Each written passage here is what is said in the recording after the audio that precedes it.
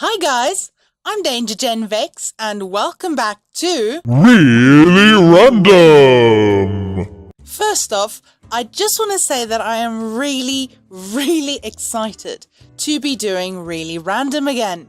I know it's been a while, before the internet outage and all of that, but I've always loved Really Random.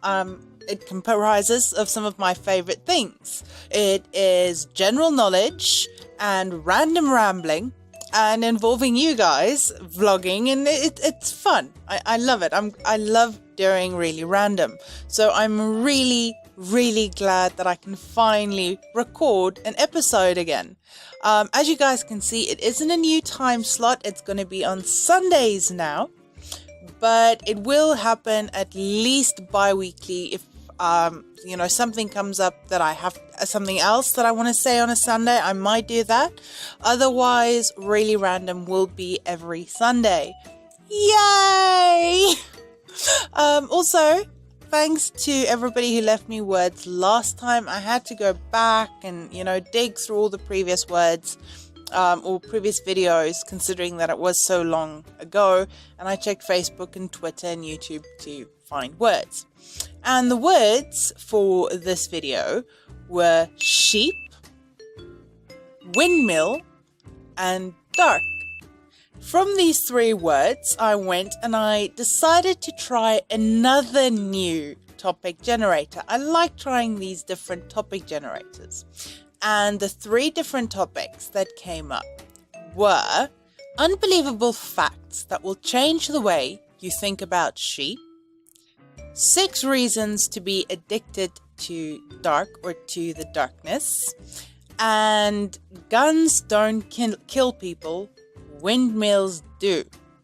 Now, this topic generator created more clickbaity type titles, but I like trying out the different generators now because they all seem to have their own unique algorithms and pop out unique stuff. So from those 3 options, you guys decided on Twitter that I should be talking about guns don't kill people, windmills do. Let me just be perfectly clear with you right off the bat. I am pro green energy. Solar panels, wind power, hydroelectricity. So green power is a definite yay for me. I'm not against it. I am talking about windmills in this context because that is what you wanted to hear. Now, I will confess that I was a little surprised to read about how dangerous wind turbines could be. I checked a few different sites. I was really surprised to discover that there was actually an international protest day against wind power because of a lot of these accidents and failures and fatalities. Now, I'm not quite sure how much has changed over the years because, unsurprisingly, a lot of this information is kept very close to the chest by energy companies or green energy companies that utilize wind power. However, I was able to find a few pieces that talk about accidents and fatalities. I believe there have been over 100 fatalities linked to windmills and wind turbines, and there have been well over 1,000, 1,500, 1,500 accidents, because these numbers were from a few years ago and they've been continuing. So there have been more fatalities, there have been more accidents.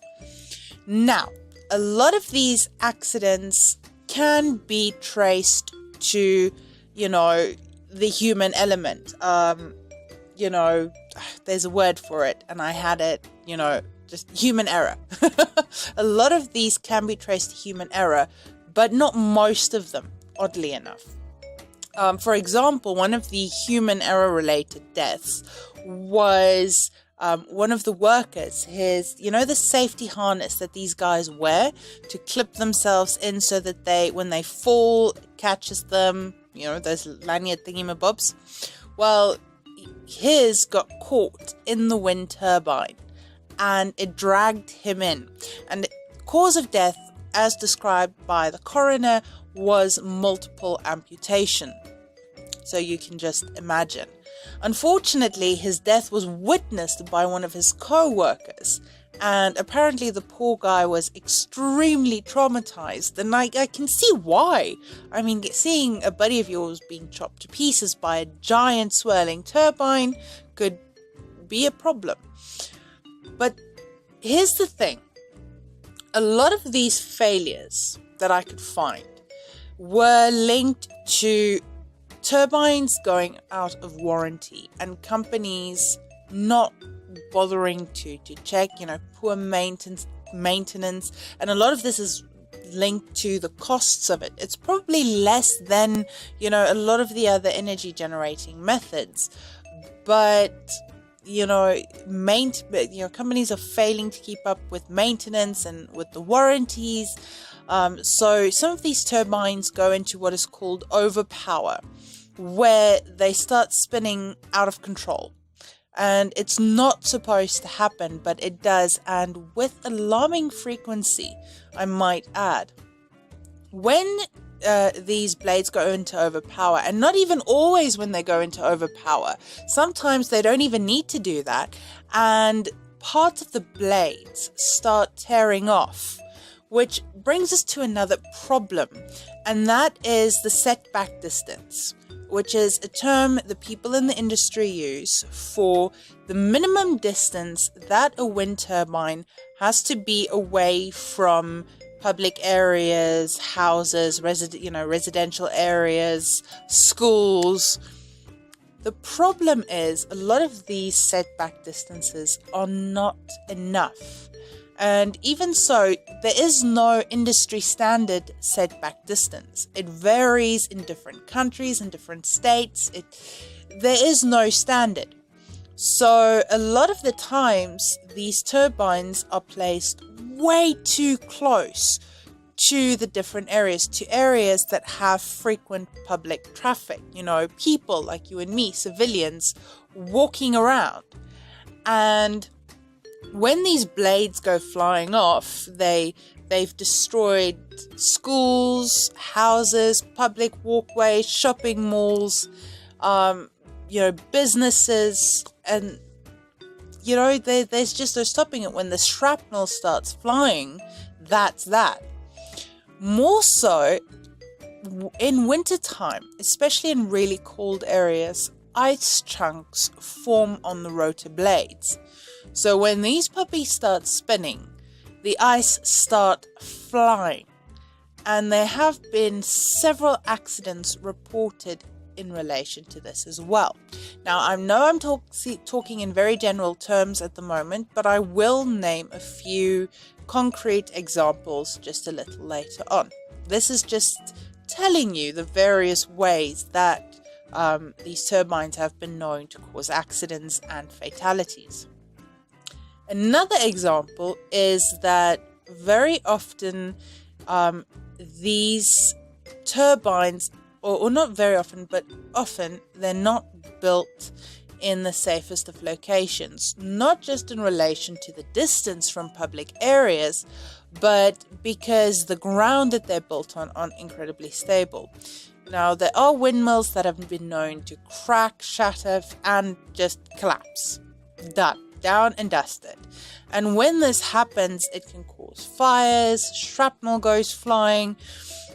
It's very dangerous, to say the least. Another problem with the wind turbines is that very often, if they catch fire, their height puts them out of distance of fire hoses, firemen's hoses. And they can't put these fires out. Now, if it was up there, by the way, for those of you who don't know, there is oil up there. So that's what catches fire. Anyway, when these things catch fire, they have to let them burn out. But while these things are burning, flaming cinders are sent flying.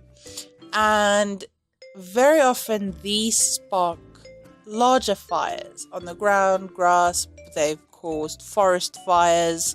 So the entire thing here, the basic message is that although wind energy is clean, there are still a lot of kinks to work out. And unless businesses and companies and governments get very, very serious about, the wind power and generating it and maintaining it and investing that money, they should rather not do it. Because even though wind turbines can generate a lot of energy, I do believe it was actually one of the industry specialists said that even though they generate a lot of energy, wind is intermittent, they won't always be generating power. So that is why things like coal and all those other things are still needed. Coal power is still needed.